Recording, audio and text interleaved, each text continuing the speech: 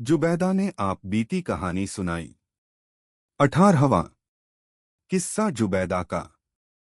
जुबैदा ने खलीफा के सामने सर झुकाकर निवेदन किया, राजाधिराज, मेरी कहानी बड़ी ही विचित्र है।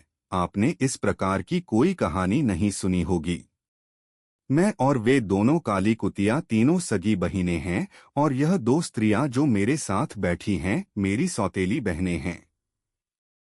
जिस स्त्री के कंधों पर काले निशान हैं उसका नाम अमीना है, जो अन्य स्त्री मेरे साथ है उसका नाम साफी है, और मेरा नाम जुबैदा है।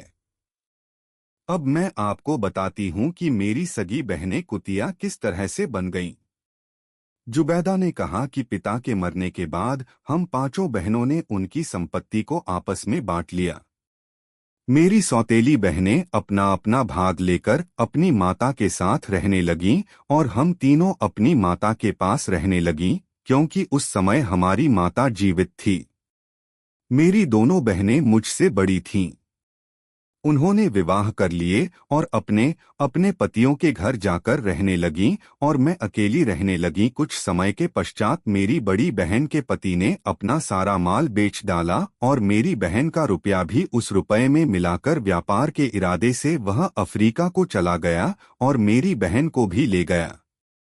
किंतु वहां जाकर उसने व्यापार के बजाय भोगविलास आरंभ किया, और कुछ ही दिनों में अपना और मेरी बहन का सारा धन उड़ा डाला, बल्कि उसके वस्त्राभूषण आदि भी बेच खाए। फिर उसने किसी बहाने से मेरी बहन को तलाक दे दिया और घर से भी निकाल दिया। वह अत्यंत दीनहीन अवस्था में हजार दुख उठाती हुई बगदाद पहुंची, और चूंकि उसके लिए और कोई स्थान नहीं था अतएव मेरे घर आई। मैंने उसका बड़ा स्वागत सत्कार किया और उससे पूछा कि तुम्हारी यह दुर्दशा कैसे हुई। उसने अपनी करुण कथा सुनाई, जिसे सुनकर मैं बहुत रोई। फिर मैंने उसे स्नान कराया और अपने वस्त्रों के भंडार से अच्छे कपड़े निकालकर उसे पहनाए। मैंने उससे कहा, अब तुम आराम से यहाँ रहो। तुम मेरी माँ की जगह हो। भगवान ने मुझ पर बड़ी दया की है कि तुम्हारे जाने के बाद मैंने रेशमी वस्त्रों का व्यापार किया, जिससे मुझे बहुत लाभ हुआ है। अब जो कुछ मेरे पास है वह भी अपना समझो, और तुम भी मेरे साथ मिलकर यही व्यापार करो। नितांत उसके बाद से हम दोनों बहनें संतोष और सुख के साथ रहने लगीं। अक्सर ही हम लोग अपनी तीसरी बहन को याद करते कि वह न जाने कहाँ होगी।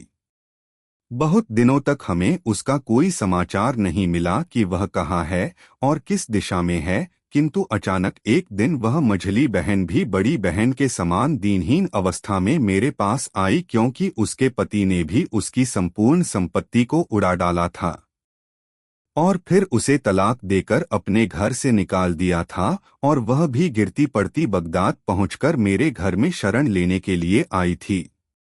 मैंने उसका भी बड़ी बहन की भांति स्वागत सत्कार किया और उसे बड़ा दिलासा दिया। वह भी आराम से रहने लगी। लेकिन कुछ दिनों बाद इन दोनों ने मुझसे कहा कि हमारे रहने से तुम्हें कष्ट भी होता है और हम पर तुम्हारा पैसा भी खर्च होता है, इसलिए हम लोग फिर से विवाह करेंगे। मैंने कहा, यदि मेरी असुविधा भर से तुम्हें यह ख्याल पैदा हुआ कि विवाह कर लेना चाहिए तो यह बेकार बात है, क्योंकि भगवान की दया से व्यापार में मुझे इतना लाभ हो रहा है कि हम तीनों बहनें जीवन पर्यंत आनंद और सुख सुविधा से रह सकती हैं। तुम्हें मेरे पास कोई कष्ट न होगा। तुम्हारे विवाह करने की इच्छा को सुनकर मुझे बड़ा आश्चर्य है। तुम लोगों ने अपने अपने पतियों के हाथों इतने कष्ट उठाए हैं, फिर भी मुसीबत में पड़ना चाहती हो। अच्छे पतियों का मिलना अत्यंत दुष्कर है, इसलिए तुम विवाह का विचार छोड़ दो। इस प्रकार मैंने उन्हें बहुत समझाया, लेकिन वे दोनों अपनी बात पर दृढ़ रहीं। वे मुझसे कहने लगीं, तू हमसे अवस्था में कम है किंतु बुद्धि में अधिक है, किंतु जितने दिन रह लिया उससे अधिक हम तेरे घर में न रहेंगे, क्योंकि आखिर तू हमें अपनी आश्रिता ही समझती होगी और अपने हृदय में हमारा सम्मान दासियों से अधिक नहीं करती होगी। मैंने कहा, यह तुम लोग क्या कह रही हो? मैं तो तुम्हें वैसा ही अपने से ज्येष्ठ और सम्मानीय समझती हूँ जैसा पहले जमाने में समझती थी। मेरे पास जो भी धन संपत्ति है वह तुम्हारी ही है। यह कहकर मैंने उनको गले लगाया और बहुत दिलासा दिया, और हम तीनों मिलकर पहले की तरह रहने लगे। 1 वर्ष के पश्चात भगवान की दया से मेरा व्यापार ऐसा चमका कि मेरी इच्छा हुई कि उसे अन्य नगरों तक बढ़ाऊं। अतएव मैंने जहाज पर सामान लादकर किसी अन्य देश में भी व्यापार जमाने की सोची। मैं व्यापार की वस्तुओं और अपनी दोनों बहनों को लेकर बगदाद से बूशहर में आई और एक छोटा सा जहाज खरीदकर मैंने अपनी व्यापार की वस्तुओं को उस पर लाद दिया और चल पड़ी। वायु हमारे अनुकूल थी, इसीलिए हम लोग फारस की खाड़ी में पहुंच गए और वहां से हमारा जहाज हिंदुस्तान के लिए चल पड़ा। 20 दिन बाद हम लोग एक टापू पर पहुंचे जिसके पिछले भाग में एक बहुत ऊंचा पर्वत था। द्वीप में समुद्र के किनारे ही एक बड़ा और सुंदर नगर बसा था। मैं जहाज पर बैठे बैठे बहुत ऊब गई थी, इसलिए अपनी बहनों को जहाज ही पर छोड़कर एक डोंगी पर बैठकर तट पर गई। नगर के द्वार पर काफी संख्या में सेना रक्षा के लिए नियुक्त थी और कई सिपाही चुस्ती से अपनी जगहों पर खड़े थे। उनका रूप बड़ा भयोत्पादक था। मैं कुछ डरी, किंतु मुझे यह देखकर आश्चर्य हुआ कि उनके हाथ पांव में कोई हरकत नहीं होती थी, बल्कि उनकी पलकें भी नहीं झपकती थीं। मैं पास पहुंची तो देखा कि सारे सैनिक पत्थर के बने हैं। मैं नगर के भीतर चली गई। वहां भी देखा कि हर चीज पत्थर की है। बाजार की दुकानें बंद थीं। भाड़ों में से भी धुआं नहीं निकल रहा था और न घरों से। चुनाचे मैं समझ गई कि यहाँ भी सब लोग पत्थर के हो गए होंगे। मैंने नगर के एक ओर एक बड़ा मैदान देखा जिसके एक ओर एक बड़ा फाटक था और उसमें सोने के पत्थर लगे थे। खुले फाटक के अंदर गई तो एक बड़ा दरवाजा देखा जिस पर रेशमी पर्दा लटक रहा था। स्पष्टता ही वह राजमहल लगता था। मैं पर्दा उठाकर अंदर गई तो देखा कि कई चौकीदार वहां मौजूद हैं। कुछ खड़े हैं, कुछ बैठे हैं, किंतु वे सब के सब पत्थर के बने हुए थे। मैं और अंदर गई, फिर वहां से तीसरे भवन में प्रविष्ट हुई। सभी जगह देखा कि जीता जागता कोई मनुष्य नहीं है, जो भी है वह पत्थर का बना हुआ है। चौथा मकान अत्यंत सुंदर बना था। उसके द्वार और जंजीरें सभी सोने के बने हुए थे। मैंने समझ लिया कि यह कक्ष रानी का निवास स्थान होगा। अंदर जाकर देखा कि एक दालान में बहुत से हबशी काले संगमरमर के बने हुए हैं। दालान के अंदर एक सजा हुआ कमरा था जिसमें एक पत्थर की स्त्री सिर पर रत्नजड़ित मुकुट पहने बैठी है। मैंने समझ लिया कि यह रानी होगी। उसके गले में एक नीलम का हार पड़ा था जिसका हर एक दाना सुपारी के बराबर था। मैंने पास जाकर देखा कि इतने बड़े होने पर भी वे रत्न बिल्कुल गोल और चिकने थे। वहां के बहुमूल्य रत्नों और वस्त्रों को देखकर मुझे आश्चर्य हुआ।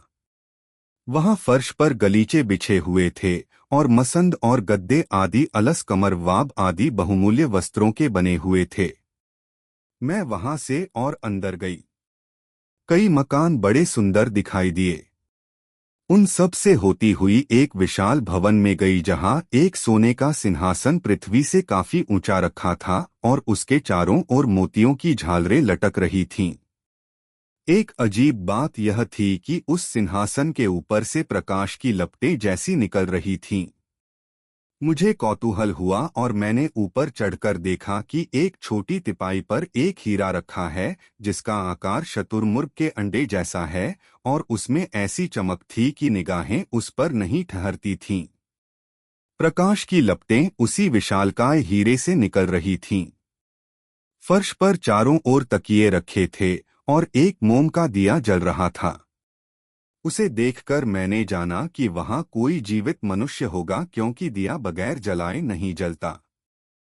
मैं घूमते घामते दफ्तरखानों और गोदामों में गई जिनमें बड़ी मूल्यवान वस्तुएं रखी थीं। इस सब को देखकर मुझे ऐसा आश्चर्य हुआ कि मैं जहाज और अपनी बहनों को भूल गई और इस रहस्य को जानने के लिए उत्सुक हुई कि इस जगह के सारे लोग पत्थर के क्यों बन गए। इसी तरह घूमने फिरने में मुझे समय का ख्याल न रहा और रात हो गई। मैं परेशान हुई कि अंधेरे में कहाँ जाऊंगी। देव जिस कक्ष में हीरा रखा था मैं उसी में चली गई। वहां जाकर लेटी रही और सोचा कि सुबह होने पर अपने जहाज पर चली जाऊंगी। किंतु वह अद्भुत और निर्जन स्थान था, इसलिए मुझे नींद न आई। आधी रात को मुझे कुछ ऐसी आवाज आई जैसे कोई मधुर स्वर से कुरान का पाठ कर रहा हो। मैं यह जानने को उत्सुक हुई कि यह जीवित मनुष्य कौन है। मोम का एक दीपक उठाकर चल दी और कई कमरों को लांघने के बाद उस कमरे में पहुंची जहां से कुरान पाठ की ध्वनि आ रही थी। वहां जाकर देखा कि एक छोटी सी मस्जिद बनी है। इससे मुझे याद आया कि परमेश्वर के धन्यवाद के स्वरूप मुझे नमाज पढ़नी जरूरी है। वहां मैंने देखा कि दो बड़े बड़े मोम के दिए जल रहे हैं और वहां एक अत्यंत रूपवान नवयुवक बैठा हुआ कुरान पाठ कर रहा है और पूरा ध्यान उसमें लगाए हैं। मुझे उस युवक को देखकर अतीव प्रसन्नता हुई, क्योंकि पत्थर के मनुष्यों की भीड़ देखने के बाद वह अकेला आदमी देखा था जो जीता जागता था। मैंने मस्जिद में जाकर नमाज पढ़ी, फिर स्पष्ट ध्वनि में वजीफा पढ़ने लगी और भगवान को धन्यवाद देने लगी कि हमारी समुद्र यात्रा कुशल पूर्वक बीती और इसी प्रकार आशा है कि दैवी कृपा से मैं कुशल पूर्वक अपने देश वापस पहुंच जाऊंगी। उस नवयुवक ने मेरी आवाज सुनकर मेरी ओर देखा और कहा, हे सुंदरी, मुझे बताओ कि तुम कौन हो और इस सुनसान नगर और महल में कैसे आ गई हो। इसके बाद मैं तुम्हें अपनी बात बताऊंगा कि मैं कौन हूँ और यह भी बताऊंगा कि इस नगर के निवासी पत्थर के क्यों हो गए। मैंने उसे अपना हाल बताया कि किस तरह मेरा जहाज 20 दिन की यात्रा के बाद यहाँ के तट पर पहुँचा और वहाँ से अकेली उतरकर मैं किस तरह इस महल में आई और यहाँ क्या क्या देखा। मैंने उससे कहा कि आप, जैसा आपने अभी वादा किया है, मुझे अपना हाल बताएं और यहाँ की अद्भुत बातों का भी रहस्योद्घाटन करें। उस युवक ने मुझे कुछ देर प्रतीक्षा करने को कहा। फिर उसने कुरान का निर्धारित पाठ भाग पढ़ना खत्म करके कुरान को एक जरी के वस्त्र में लपेटा और उसे एक आले में रख दिया। इस बीच मैं उस जवान को देखती रही और उसका सुंदर रूप देखकर उस पर मोहित हो गई। उसने मुझे अपने पास बिठाया और कहा, तुम्हारी नमाज से ज्ञात होता है कि तुम हमारे सच्चे धर्म पर पूर्णतः विश्वास करती हो। अब मैं तुम्हें अपना पूरा हाल सुनाता हूँ। इस नगर का बादशाह मेरा पिता था। उसका राज्य बड़ा विस्तृत था, किंतु बादशाह और उसके सभी अधीनस्थ लोग अग्निपूजक थे। यही नहीं, वे नारदीन की उपासना भी किया करते थे, जो प्राचीन काल में जिन्नों का सरदार था। यद्यपि मेरा पिता और उसके साथी अग्निपूजक थे, किंतु मैं बचपन से ही मुसलमान था। कारण यह था कि मेरे लालन पालन के लिए जो दाई रखी गई थी वह मुसलमान थी। उसने मुझे सारा कुरान कंठाग्र करा दिया। उसने मुझे शिक्षा दी कि केवल एक ईश्वर ही पूज्य है, तुम उसे छोड़कर किसी और को न पूजना। उसने मुझे अरबी भी पढ़ाई और तफसीर, कुरान की व्याख्या की भी शिक्षा दी। यह सारा काम उसने दूसरों से छुपाकर किया। कुछ दिन बाद दाई तो मर गई, किंतु मैं उसके बताए हुए धर्म पर दृढ़ रहा। मुझे इस बात का बड़ा दुख होता है कि मेरे सारे देशवासी अग्निपूजक और जिन्न के उपासक हैं। दाई की मृत्यु के कई मास बीत जाने पर आकाशवाणी हुई कि हे नगरवासियों, तुम लोग नारदीन और आग की पूजा छोड़ दो और एकमात्र सर्वशक्तिमान परमेश्वर की पूजा करो। यह आकाशवाणी 3 वर्षों तक निरंतर होती रही, किंतु न बादशाह ने और न किसी अन्य नगर निवासी ने उस पर ध्यान दिया। वे अपने झूठे धर्म पर दृढ़ रहे।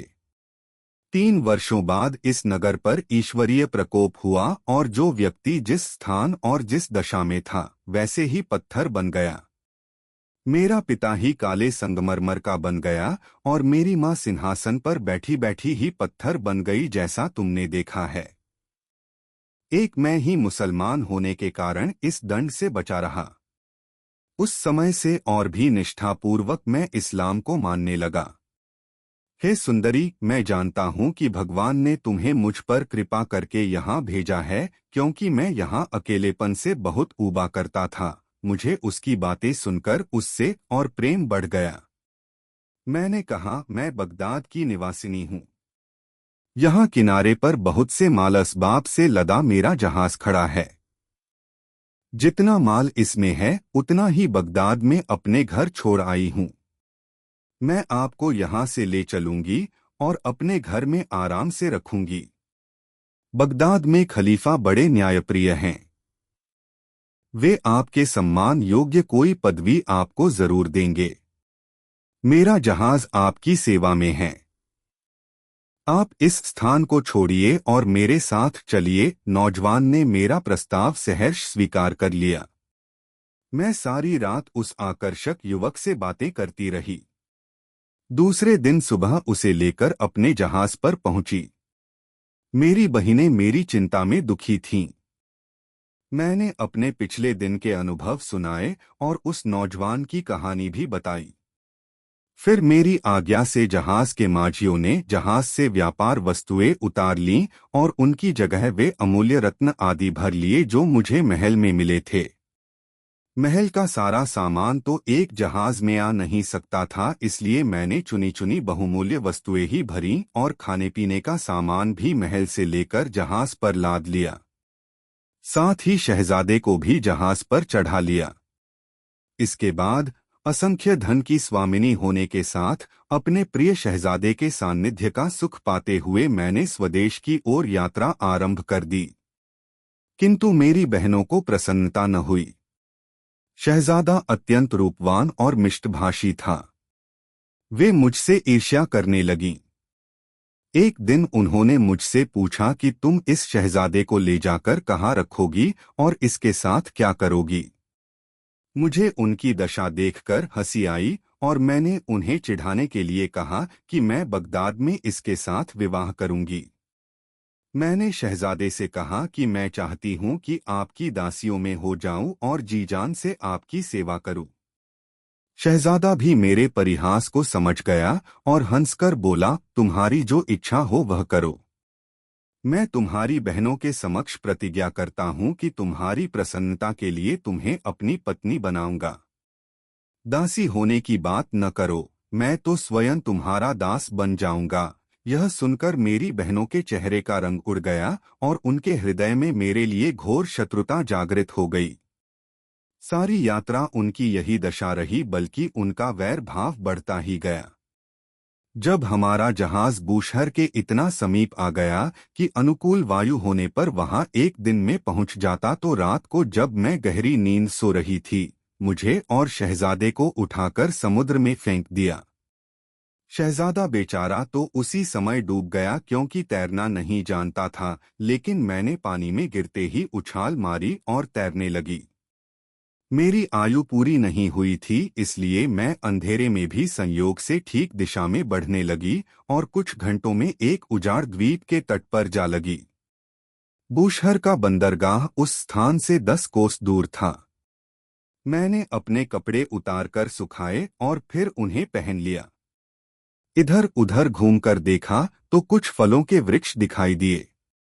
मैंने पेट भर फल खाए, फिर एक मीठे पानी के स्रोत से जल पीकर अपनी थकान दूर की थी। फिर एक पेड़ के साए में जाकर लेट गई। कुछ देर बाद मुझे एक लंबा सांप दिखाई दिया, जिसके शरीर में दोनों ओर पंख भी लगे हुए थे। वह सांप पहले मेरी दाहिनी ओर आया और फिर बाईं ओर, और इस सारे समय अपनी जीभ लपलपाता रहा। मैंने इससे जाना कि इसे कुछ कष्ट है और यह मेरी सहायता चाहता है। मैंने उठकर चारों ओर दृष्टिपात किया। मुझे दिखाई दिया कि एक दूसरा सांप उसके पीछे पड़ा है और उसे खाना चाहता है।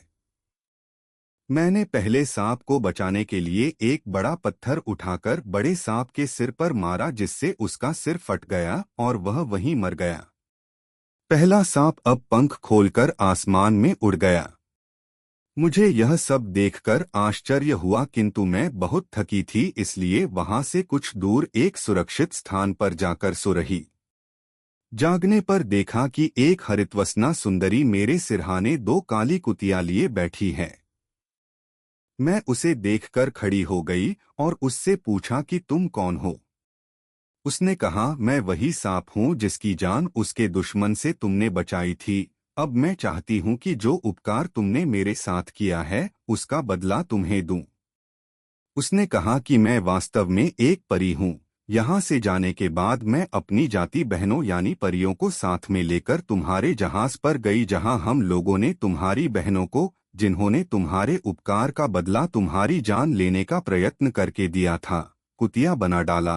तुम्हारे जहाज का सारा माल उठाकर बगदाद में तुम्हारे घर पहुंचा दिया और जहाज को वहीं डुबो दिया। यह कहने के बाद उस परी ने एक हाथ से मुझे उठाया और दूसरे से दोनों कुतियों को और उड़कर हम सबको बगदाद में मेरे मकान के अंदर पहुंचा दिया।